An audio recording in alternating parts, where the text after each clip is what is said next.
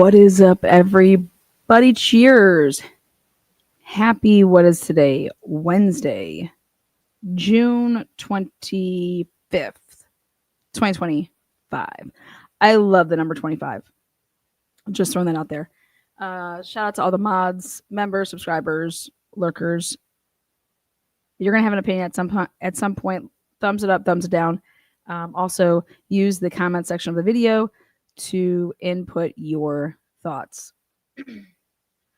Okay, well, a lot of time has gone into this, and we want to act like we don't know anything about this case. For a second, I want you to think about, what if Bethany and Dylan were actually downstairs in Bethany's room at the time leading up to this.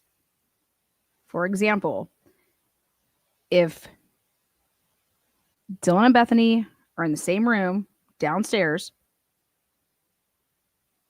before this begins, which is, why would Bethany call Dylan versus Dylan calling Bethany? Okay. For example, if me, and we'll pick out Mary P here. If me and Mary P, and she's downstairs in my bedroom, and we wake up to the sounds of whatever, or we really didn't wake up, but we hear the sounds from upstairs from whatever. If I say, oh, I'm waking up in Mary P's bed, I'm going to go upstairs anyways to my bedroom. I'll see what's going on up there, and then I'll let you know. Okay?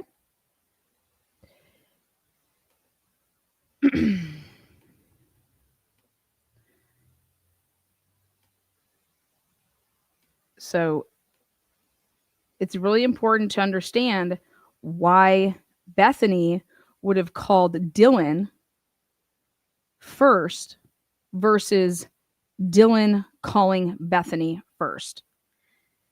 And let me tell you why that's really, really important.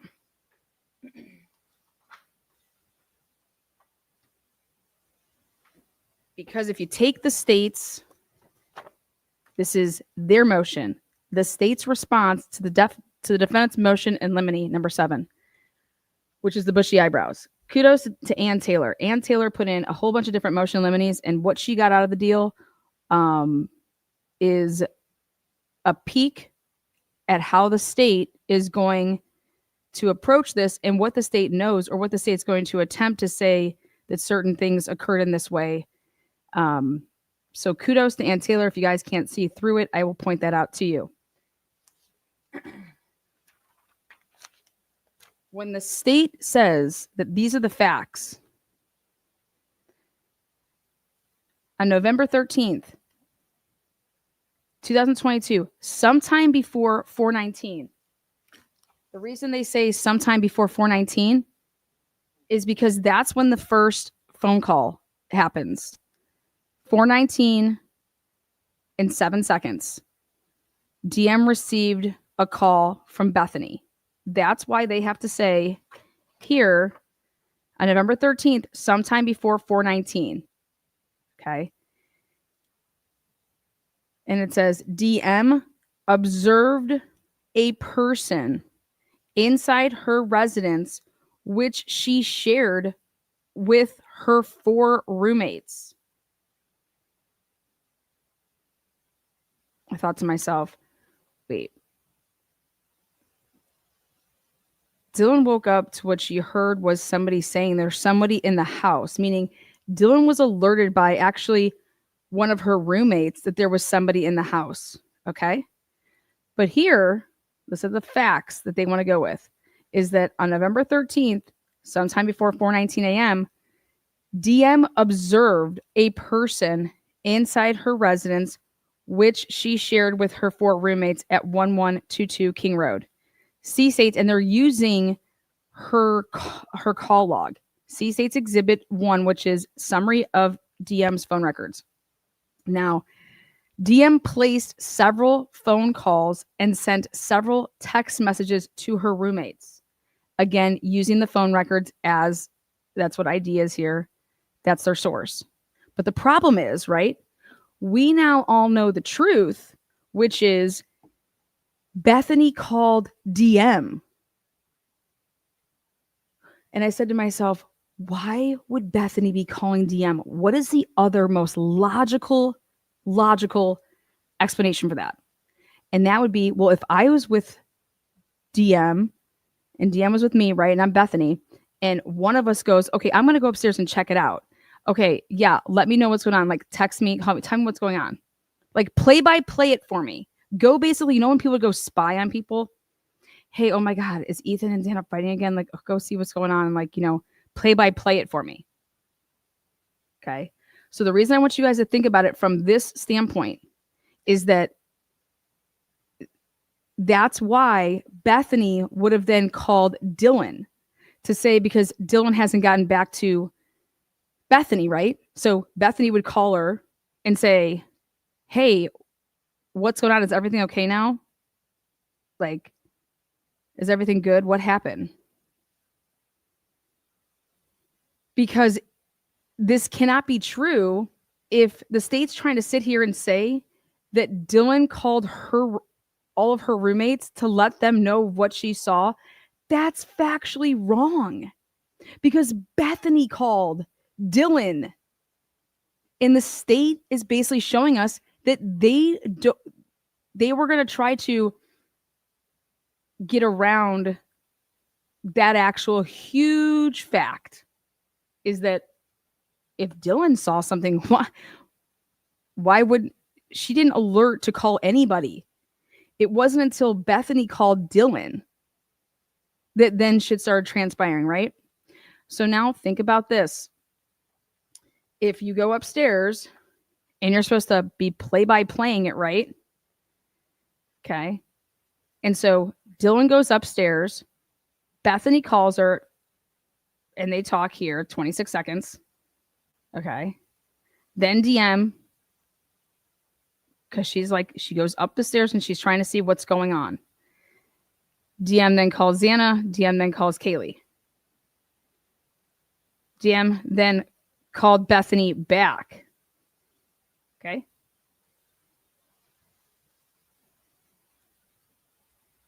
Then you have a car speeding away. Just showing you all in sequence. Then DM calls Maddie again. DM texts Bethany. No one is answering. I'm really confused. Again, unanswered call, because then Bethany tried to call Maddie's phone and Ethan's phone. Then Kaylee gets a text message from DM saying, Kaylee, what's going on? And then Bethany responds to Dylan and then says, yeah, dude, what the fuck? Xana was wearing all black. DM receives that text message from Bethany.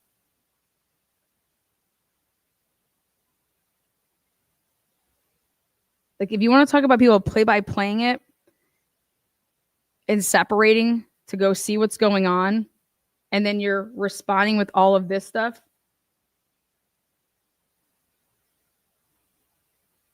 Because mind you, between 4 and 4:19, no activity, nothing on their phones. If you would have been awoke at 4 o'clock in the morning, I find it hard to believe, and all of this is transpiring, that from 4 to 4:19, Dylan doesn't use her phone. Bethany doesn't use her phone. Now, let's see the narrative that truly the state is trying to push, which is they're trying to act like that first call just doesn't exist, that Bethany called Dylan first. Then, again, I want to point out that it was not Dylan to alert people that there's somebody here. Dylan was alerted there's someone here due to one of her roommates, which she believes it was Kaylee. The police are trying to say, yeah, no, it was Xana. Now, the only roommate who responded to DM is BF. The only roommate who responded is BF. Right there, I'm like, I cannot believe that they're trying to ignore the fact that BF was the one that started this. They had 2 short phone conversations, 24 seconds and 41 seconds. Yes, and BF called DM. That's what started this whole thing. Within those phone calls and text messages, DM relayed to BF she saw a person in the residence wearing black, and he had on a ski mask that covered his forehead and mouth. Yeah, like you were play-by-playing it, right? Why is she play-by-playing this? Because clearly of a conversation that happened before even that phone call at 419.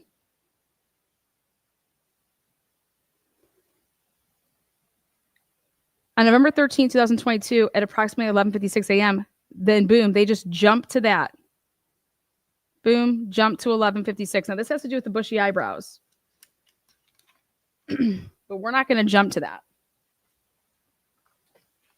We're going to show you something from the PCA.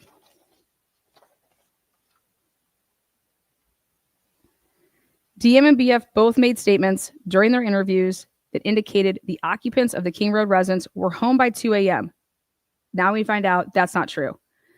And asleep, or at least in their rooms, by approximately 4 a.m. Again, I've always said this, the only way that somebody could ever say that is if you were the last person to go to sleep and you would still be alive, to then know where everybody else is. Then the cops say, well, there is just with one exception of this, which is Xana, who received a DoorDash order. Just because you received an order or an order was dropped off to you, no offense, but it doesn't mean that you would have ever even came out of your bedroom. Okay? It doesn't even mean that you would have ever came out of your bedroom. Now think about this, guys. If Dylan was actually on the first floor sleeping with and where Bethany was, Xana actually going down the stairs to get the DoorDash order from right outside there, to get it from the door that the DoorDash driver would have left it, and then got it and then walked back up the stairs. Xana would be the person that Dylan would have heard, and the cops would be saying that because they're like, wait, you were actually down on the first level. And the person that you probably heard was Xana on TikTok. She's getting a DoorDash and she's walking down and then going back upstairs. Because you have, what I'm going to show you is different quotes that they decide to pull from the interviews.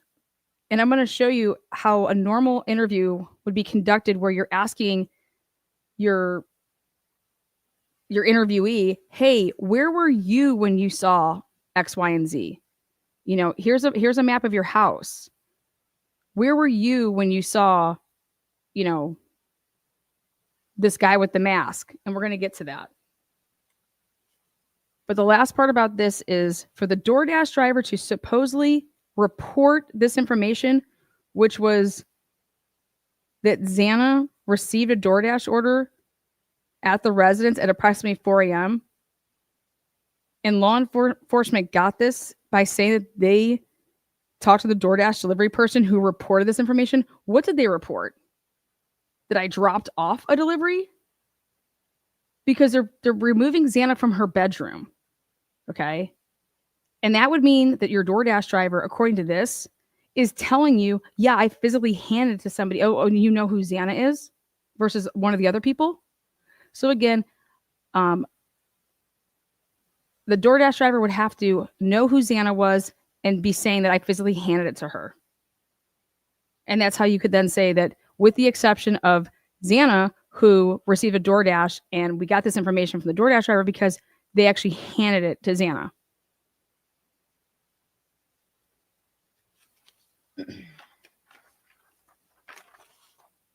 Now look at the specific language here.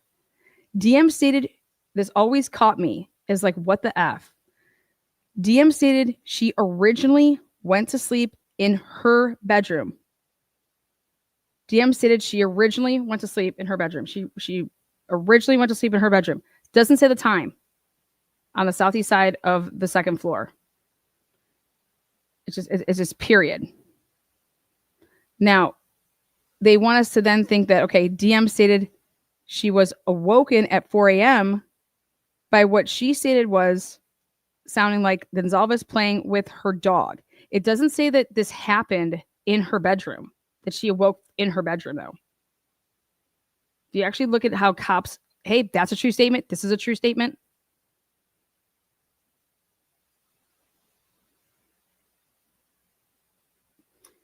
So she's saying that she awoke at approximately 4 a.m. by what she stated sounded like Kaylee playing with her dog in one of the upstairs bedrooms, which were located on the third floor. That does not say that Xana or that DM was on the second floor, though. It doesn't say that she's on the first floor. It's just periods. That's how they operate. A short time later, again, this is how they're to operate. A short time later, now think about this. DM said she heard who she thought was Kaylee say something to the effect of, "There's someone here." Now go back to here. Now, 2 years later, this is the facts. The facts are that it was DM that was notifying everybody that there was somebody here. Excuse me? So we'll come back to that. A review of records obtained from a forensic download of Xana's phone showed this could also have been Xana. Well, I think that she's going to know the difference between Xana and Kaylee's voice. But at the time, why would this have been so important to be pointing out? And you know why it would be so important to be pointing out? This is what Ann Taylor was, I think, alluding to, is that where was Dylan truly at? Was she upstairs or downstairs? Because the cops are over here talking about the fact that if it was Xana coming down, oh, that makes sense because she was on TikTok, right? But if it was also because she came down the stairs to get her DoorDash and then she's going up the stairs, are you sure that you didn't hear Xana? Because these cops are like, dude, I think that she was on the first level.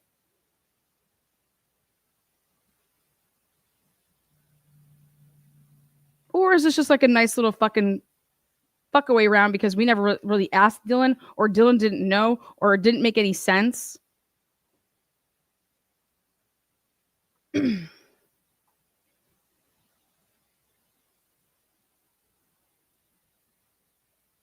Where was the blood on the railing? The first floor going to the second floor.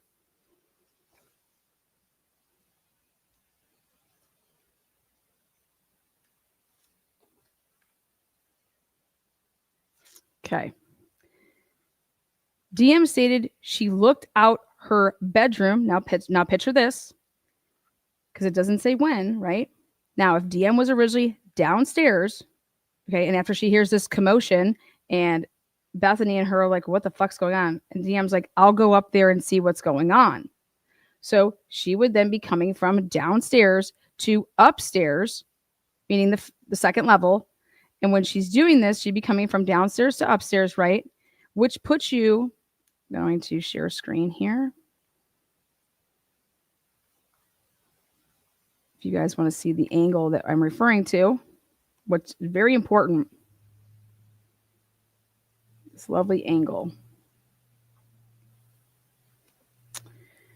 All right.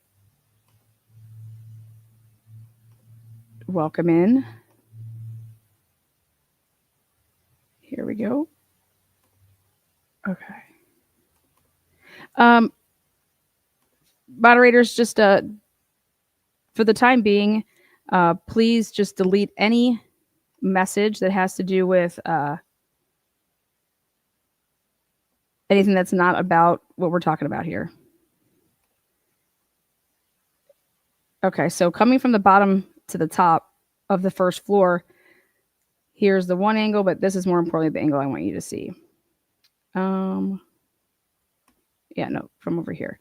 Okay, so if you came up the stairs from the first level and you were like peeking over the edge or looking up over this corner edge from being downstairs, okay? Think about if you were coming from the bottom level and coming up these stairs to like peek up and to see what's going on from this angle over here. Being and peeking around like. So I just want you to think about that. Or even getting to the top and you peek on over, but think about creeping up. Okay. So now going back to this.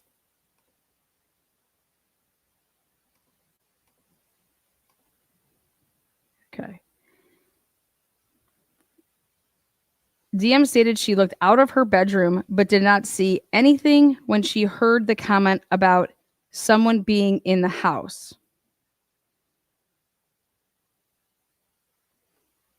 Well,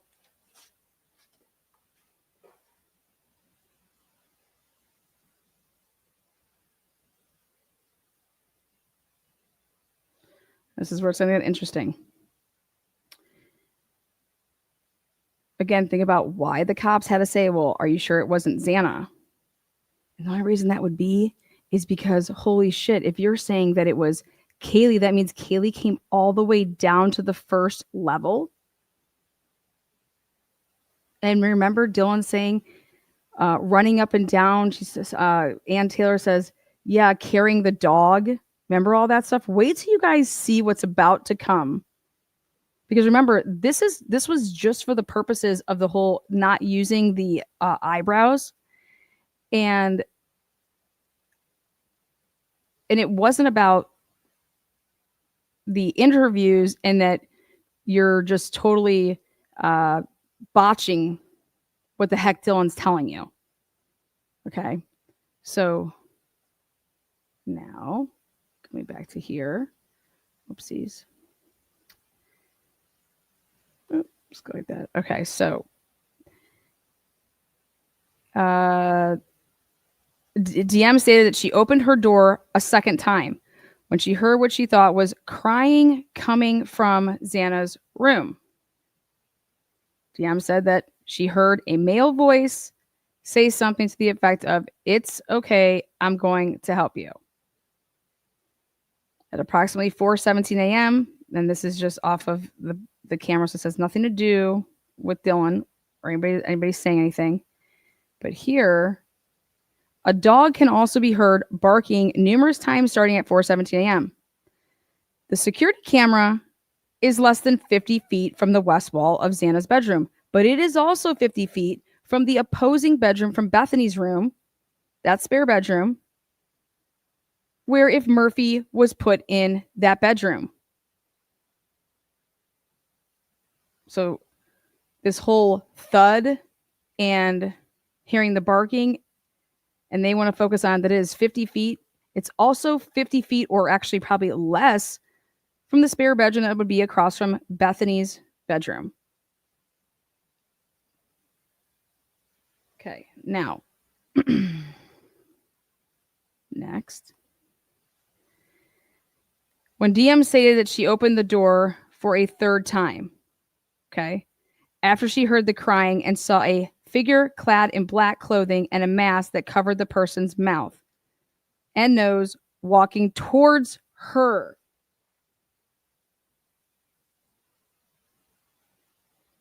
Now, think about it.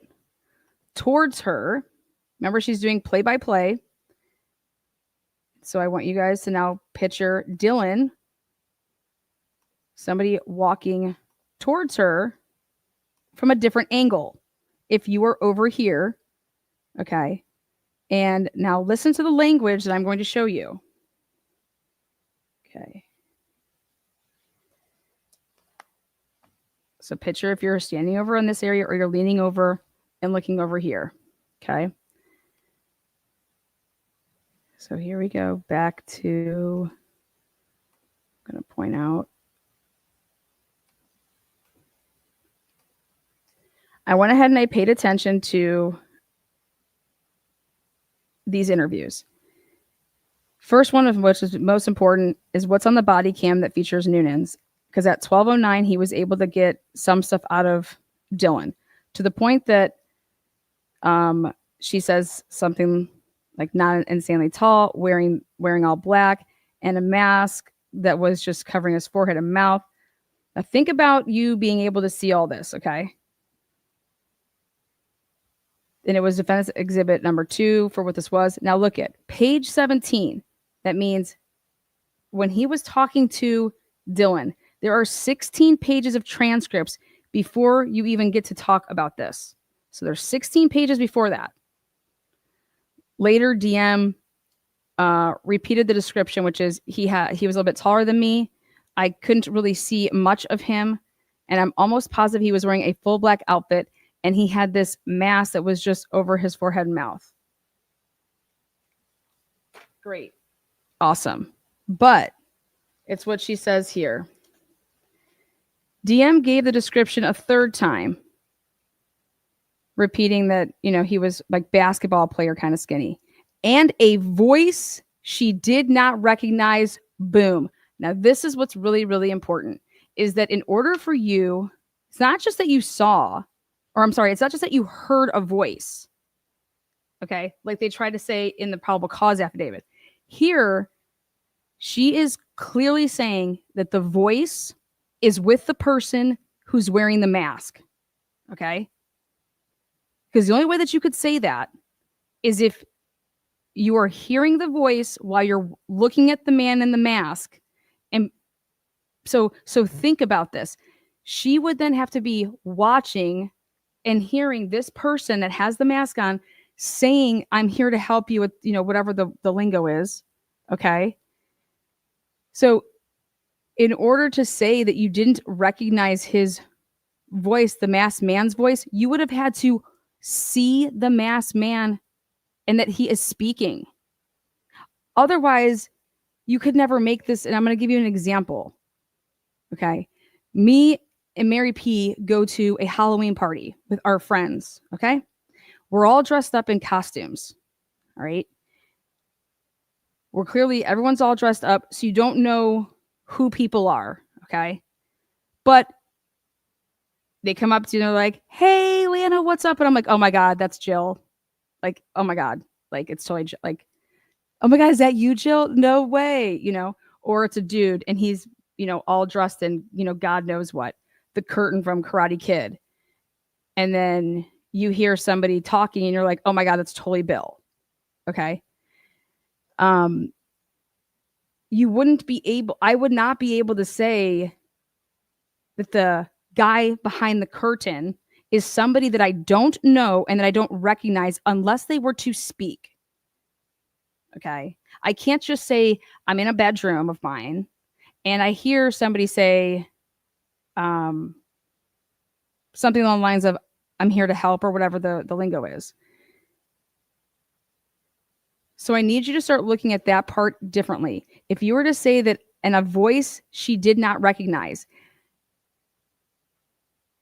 how do you know that the voice is coming from the guy with the mask? Why couldn't the voice be of another person that would have been inside the house? The only way that you could assimilate the two is if you saw that. Okay. I have to see a guy in a mask.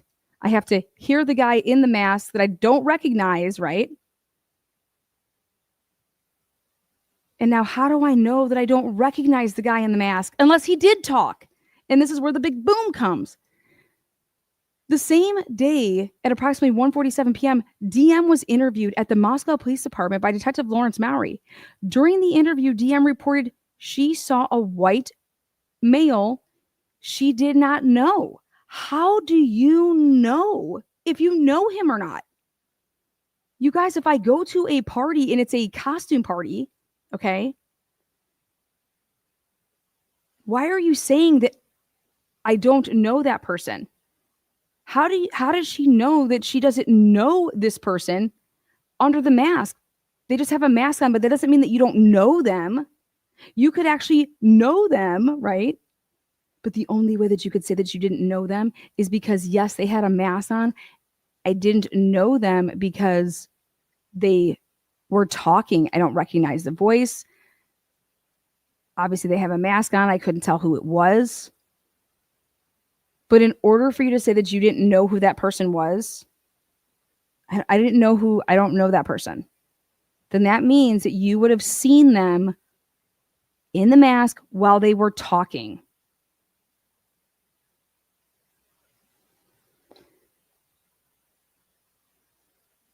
I mean, it's period. Period. And now think about this. How close was Dylan? And when she wants to say how close she was, she says the words 3 feet. Now think about this. How could you possibly be 3 feet close to the perpetrator in this situation if you were not, in fact, right here, leaning over the ledge? Like, that's how close I was. I was 3 feet from them. Okay. But I was still hidden because there is no way that you are in front of a masked man 3 feet, as in like standing right outside your bedroom door. Okay. And that person's walking towards you. That doesn't make way more sense if you were standing on the first floor stairs, leaning over and peeking and looking.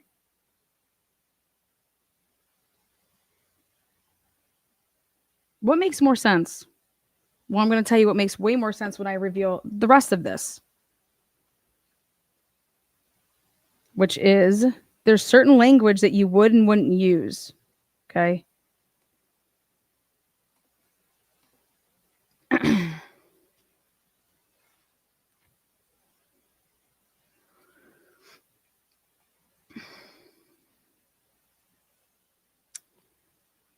4 days later, on November 17th, 2022, DM was interviewed by Idaho State Police Detective Gooch and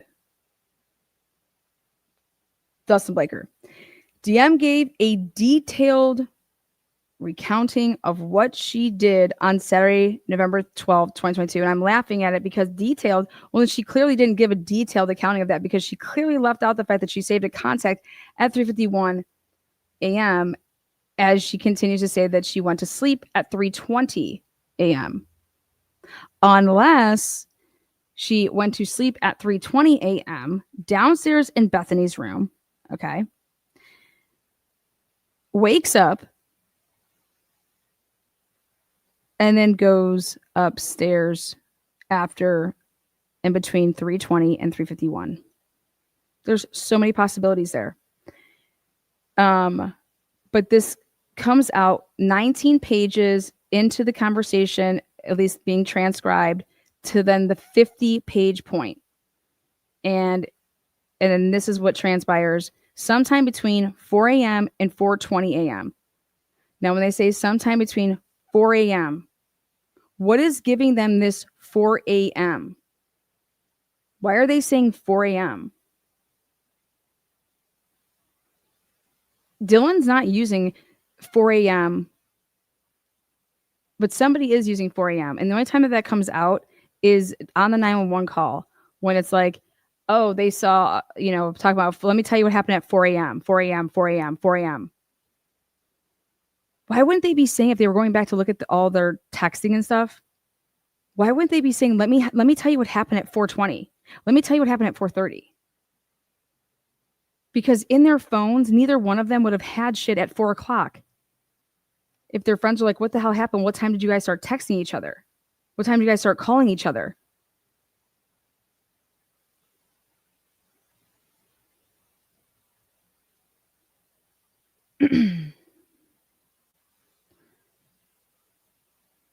Next up,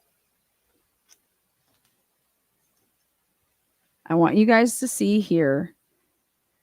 If DM was to say it in quotes, meaning if she's going to give you, hey, I was in my room and I opened the door, ready? So look at how they quote this. So they say the defendant's exhibit number 3 that we're going to show, pages 19 through 50, sometime between 4. Do you see how it's not in quotes? Sometime between 4 and 4:20 a.m. DM woke up and heard a male's voice. See how that's not in quotes? They cannot take that from actually DM in the interview saying those words. Those are being attributed by the police. So, or for this by the prosecutor writing this up. And then she says she did not recognize, say, it's okay, I'm going to help you. That's what's in quotes. Okay. Then that was on page 50, line this, now page 52, line this is this. Okay, great. Now, do you see how this is not in quotes? DM opened her door and saw. Why can't you quote that there? If DM would have said, I opened up my door and I saw someone, you see that? You should just be able to put that in quotes there. On page line this, DM relayed the following. DM relayed the following. That's what it should say here. DM relayed the following. And then this, I opened my door and saw somebody. That's what it should be if it was in quotes like that. This part should be in quotes here.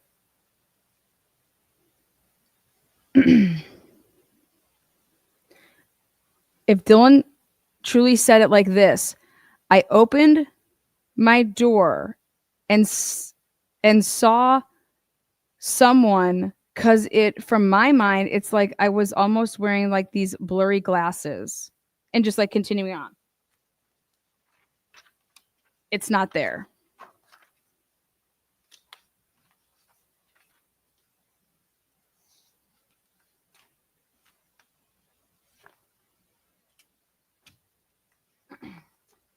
Next, DM stated the male was approximately 3 feet from where she was standing, and I'm going to have a field day with this. If you are interviewing or interrogating somebody, it's very important to get visuals. So you would have provided, here, Dylan, here's your house. Here's your blueprint. And you have all this crap, and it's like, here's your house. Okay, where were you where were you standing when you saw him? Things of that nature. Okay. And you would plot that down, and you would have her making notes of that on a diagram, on a copy of something where you say, okay, yep, I was here and he was like right there, because this is my bedroom door, and I open up the door and I like literally come out and I'm just like standing right there in the middle of that, like whatever. And like he was like walking like this towards me, like that. Like that's how you would expect that to transpire. Instead, again, you're quoting all these things and we can't quote. It says DM stated the male was approximately 3 feet from where she was standing. I would say about 3 feet from what I remember. Again, that could be off, because I obviously probably, now this is perfect. This is her quote. Her quote is, I would say about 3 feet from what I remember. And then here, where I was standing. Well, where the fuck was Dylan standing? Where was Dylan standing when she saw this masked man? And not only saw him, but heard him speaking. To then say, I didn't recognize him. He was saying something like, it's okay, I'm here.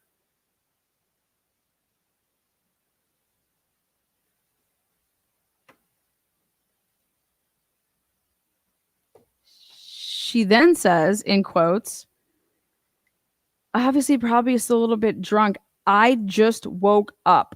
I don't remember fully. But just end quoting it. Okay, well, DM recounted calling and texting her roommate BF. And she discussed with BF that there was someone in the house wearing all black and a ski mask. Again, this is how they describe it, but the truth of the matter is that BF called DM first. And if people don't think that that matters, it so fucking matters. Because there's no movements as far as texting or calling or anything from 4 until 4:19 and 7 seconds when DM calls, or I'm sorry, when BF calls DM. And it made more sense that, okay, BF's calling her because they just had spoke. Okay. And then she goes upstairs to see what's going on, right? And then she's waiting. But wait, she texts her, or I'm sorry, she calls her and says, dude, what's going on up there? Like, the first person that should be making a move here would be Dylan, if she's alerting her roommates to seeing a masked man, and that's not what happened. But that's what the state's trying to say that happened. That's not what happened.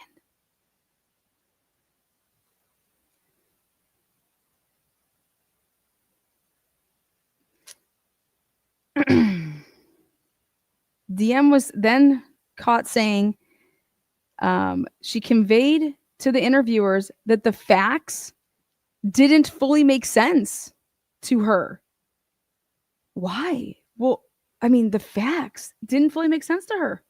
And she didn't know how to explain everything. How does somebody give a detailed accounting for all the way up until 3:20 a.m. when then she supposedly goes to bed? And the cops are like, yeah, she gave a detailed accounting of everything that occurred up till 3:20. But then we find out that, wait, she saved a contact at 3:51, so she wasn't asleep. Okay. Unless she's sleep dialing or sleep saving contacts.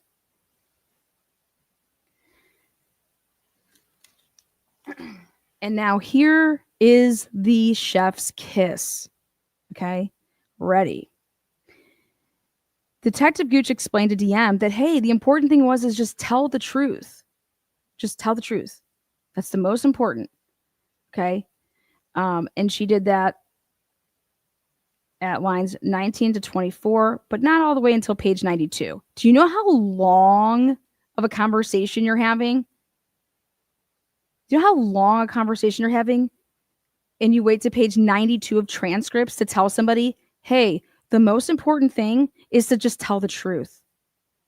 And DM confirmed, she confirmed, yeah. Detective Gooch and Blaker confirmed the facts from DM's memory again. And DM reiterated, ready? She saw a male figure in the hallway. Okay, what would you describe in that house as being a hallway? She saw a male figure in the hallway. Again, doesn't use quotes, approximately 3 feet from her. Not right in front of her.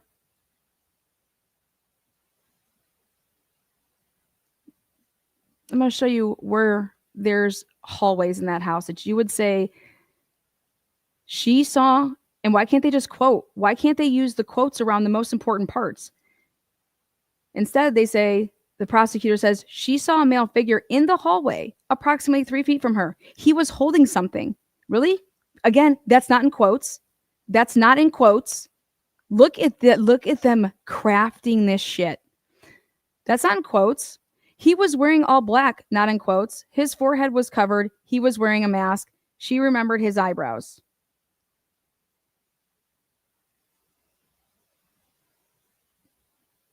You're telling me that you're a 20, 30-year veteran, 40-year veteran detective, and you don't say, okay, they were 3 feet from you?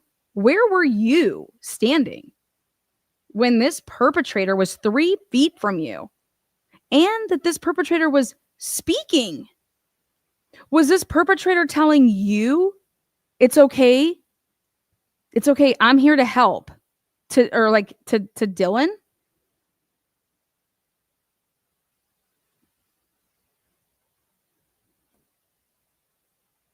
So Dylan would have been 3 feet from this guy that has the mask on, while this person in the mask is speaking. For this all to make sense. Okay. To me, there is only one hallway in that house. I'm going to show you because she makes a very, DM says another very important little tidbit. I don't believe that anybody would call the spot outside of Dylan's door a hallway, especially if it was Dylan. Dylan would say that they were standing right outside my door. Like I was standing in my doorway and they were 3 feet from me.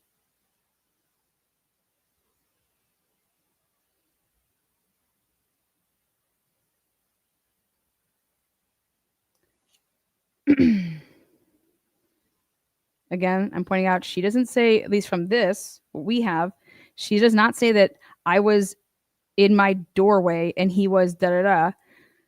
I don't believe that anybody would call the spot outside of Dylan's door a hallway. Okay. There is a hallway that leads to Xana's room. Okay.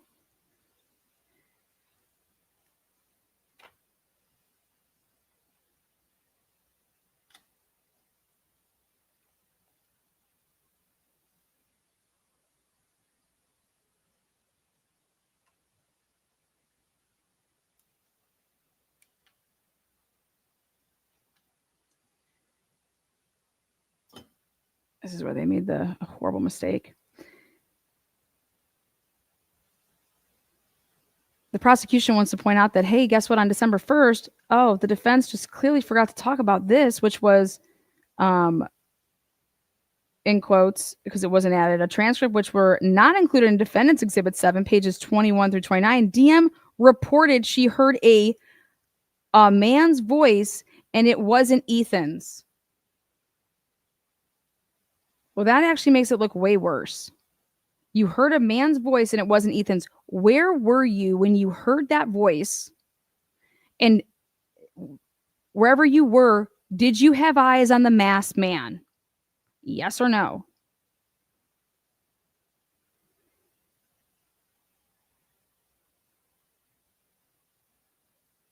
It was like, it's okay. I'm going to help you.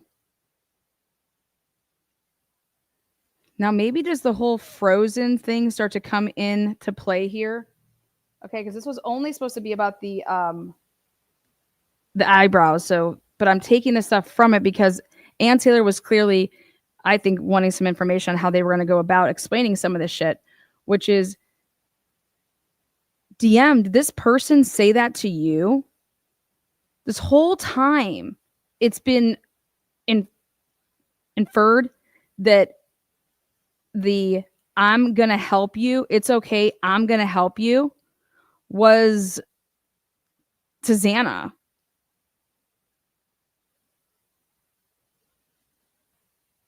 Was it said to Dylan? 3 feet away. It's okay, I'm going to help you.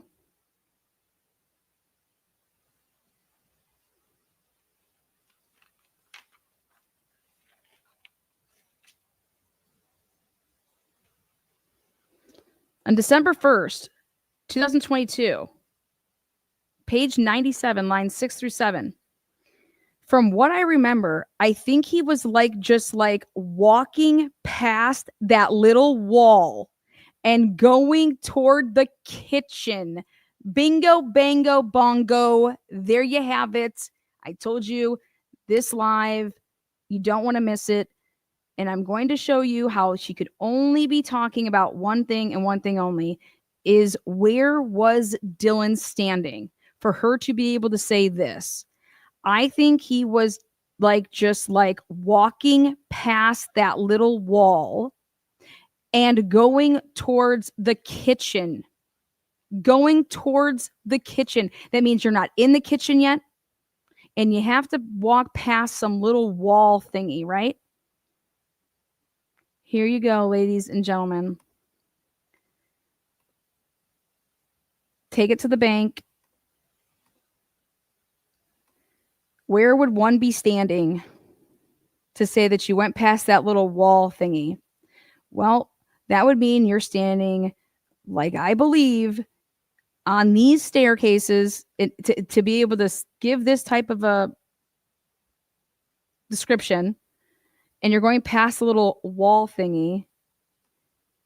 Is what little wall thingy? Towards the kitchen.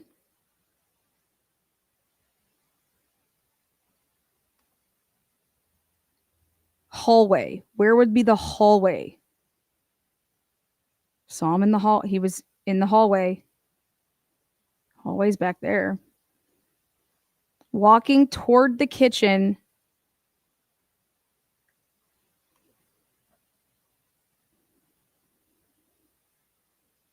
And you could still be walking towards me if I was in the stairs, peeking over this little ledge and seeing everything.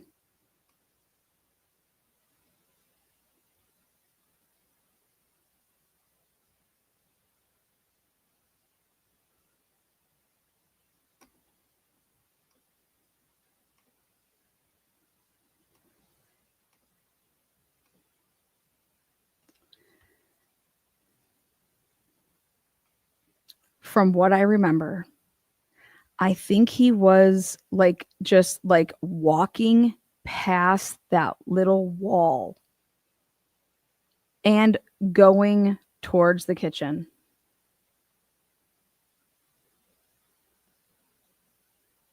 And before that, ready? She's talking about a hallway.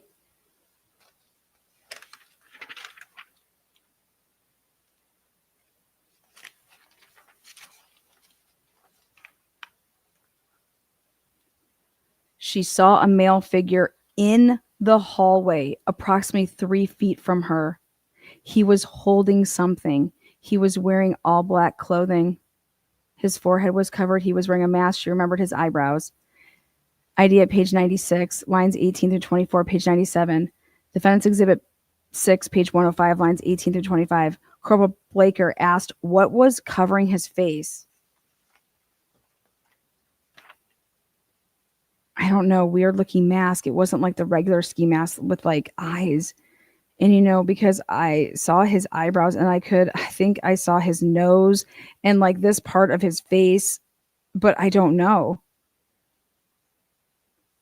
Then she asked if it was a balaclava and showed her a picture. In response and addressing whether she could see the male's mouth, DM stated no. And I don't remember if I saw his nose, but I know I saw eyebrows and I don't remember his eyes. I just feel like I can see some eyebrows, but I mean, that could be it. I mean, what would make sense why the forehead was covered and this part of his face was covered? No, I don't remember what his eyes look like. Yeah, because you're seeing somebody from behind. I don't remember what his nose looked like. I just remember eyebrows. I don't know exactly what the eyebrows looked like at all, really. I just remember thinking like eyebrows. Yeah, bushy. But that's all. Like, I don't remember the shape. I don't remember like the color. I just remember like bushy eyebrows. That's the only thing I can remember.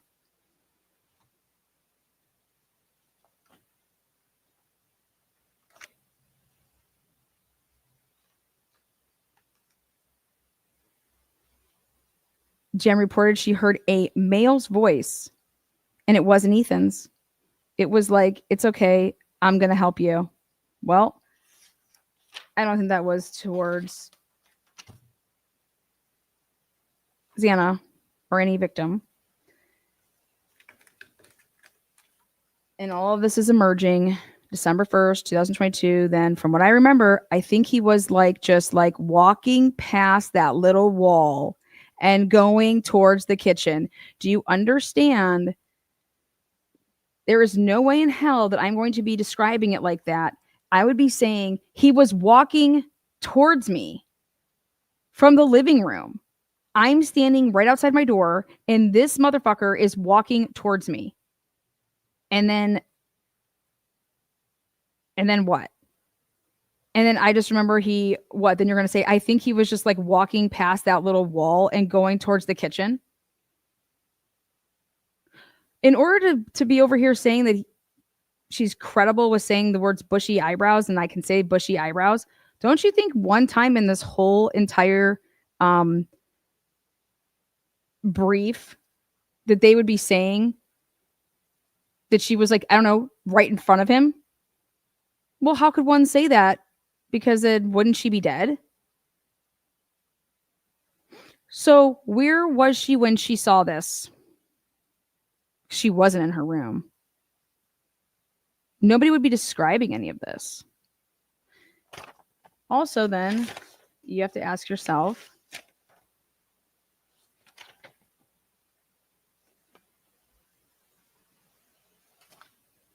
now let's see how they put it in this probable cause to say, hey, hey, hey. Okay. DM described the figure as 5'10" or taller, male, not very muscular, but athletically built with bushy eyebrows. The male walked past DM. Exactly where was she, though? The male walked past DM. And it doesn't say like, well, she was in her bedroom or anything like that. The male walked past DM. Now think about how you could do that. Exactly where I was saying you were standing on the stairs, peeking over the ledge. Peeking over the ledge, watching it all, seeing what's going on from coming up from downstairs.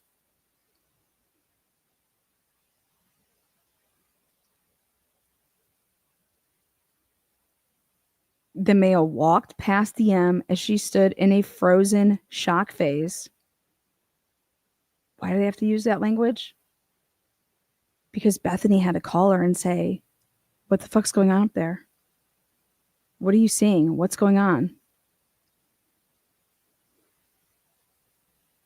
The male walked towards the back sliding glass door. And that's when Ann Taylor lost her shit and was like, wait a second. That is misleading, misguiding, miss everything, because guess what? That's not what Dylan said at all. At all. Because that's how they concluded that, oh, it must be the perpetrator who the murderer is now just leaving. That's not what she says. Dylan doesn't say that. And that's why Anne had so much like, what the F? Okay. So the male walked past DM, as she stood on the stairs, peeking over. As she stood in frozen shock phase, the male walked towards the back sliding glass door. That's why Anne's pissed. That's misleading. DM said that the perpetrator walked past the wall heading towards the kitchen. Like you weren't even in the kitchen yet.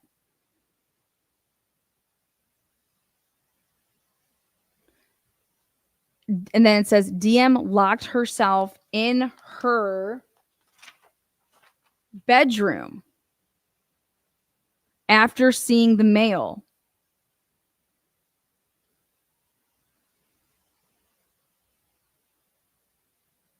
How could she be frozen shock? And the thing is, like, when did she lock herself in that bedroom? DM did not state that she recognized the male. You want to know why they put that in there? Because she saw the masked man and she heard his voice while he's in a mask and speaking. Not that she just heard the voice, because how can you attribute the voice to the masked man unless you're seeing the person that's the masked man talking? That's the only way, otherwise ridiculous.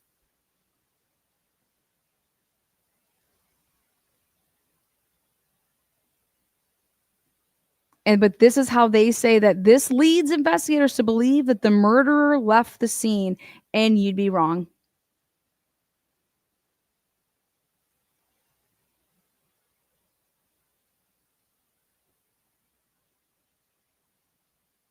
Why couldn't it be that that's just what's kicking it off?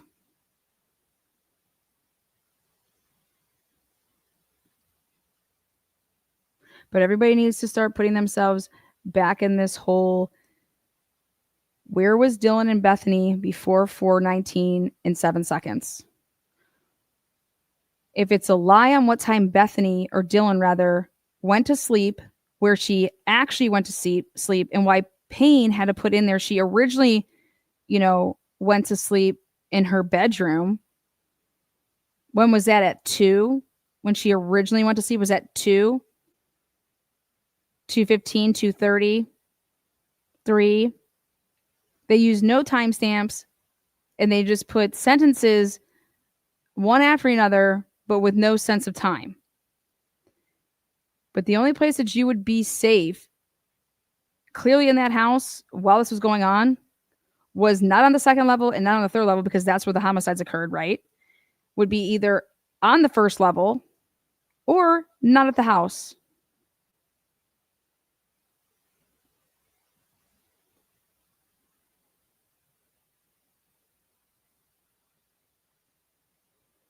Nobody can be saving a contact at 3:51 a.m.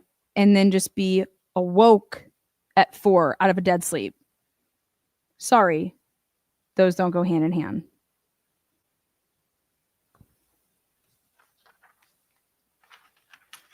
So I know that was a lot of information to digest. Run it back. Let me know in the comment section. There is more to it, but wanted to really hone in on the most specific language. And remember, this was just about the bushy eyebrows. And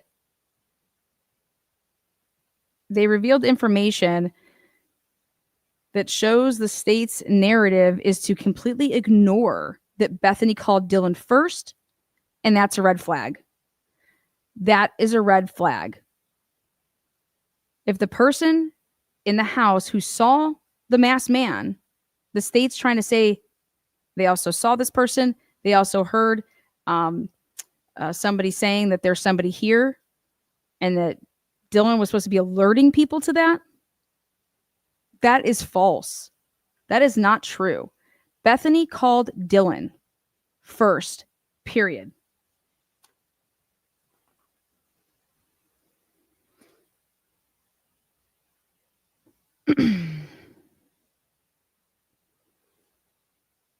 There's a bunch of little walls all throughout the house, but we would need to know the entire context of how Dylan is describing and where she's physically putting herself.